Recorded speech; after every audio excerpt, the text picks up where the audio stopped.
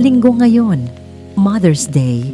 Dito sa Central, punong-puno ang mga parke ng tawanan at kwentuhan. Pero sa likod ng bawat ngiti ng isang OFW na ina, may isang lihim na kurot sa puso. Mahirap ang maging nanay sa mga anak ng iba. Ang magpakain, mag-alaga, at magpatahan sa kanila. Habang ang sarili mong mga anak ay sa video call mo lang nakikita ang paglaki. Ang tanging yakap na natatanggap mo ngayong araw ay ang init ng phone na nakadikit sa iyong pisngi habang sinasabi nila ang Happy Mother's Day, Ma. Miss ka na namin. Sinasabi nila na ang pagiging ina ay isang tungkulin.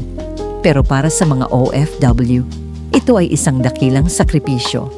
Hindi sapat ang tsokolate o padala para punan ng bawat graduation o birthday na hindi mo nadaluhan. Pero sa bawat sahig na iyong nililinis at bawat pagod na iyong tinitiis, itinatayo mo ang isang palasyo para sa kinabukasan nila.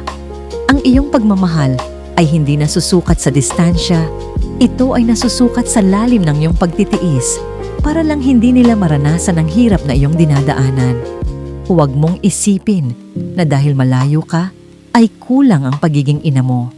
Sa totoo lang, ikaw ang pinakamalakas na bersyon ng isang nanay, ang nanay na handang maging malayo para lang mapalapit ang mga anak sa kanilang mga pangarap. Sa lahat ng mga nanay, mommy at mama na nasa ibang bansa, ikaw ang tunay na superhero ng iyong tahanan.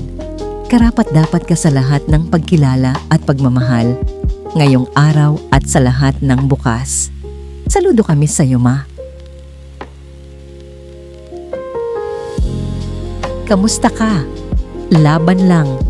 Ito ay kwento ng lungsod, ng daan pauwi, ng pangarap, at ng dalawang magkalayong mundo. Ito ang kwento ko.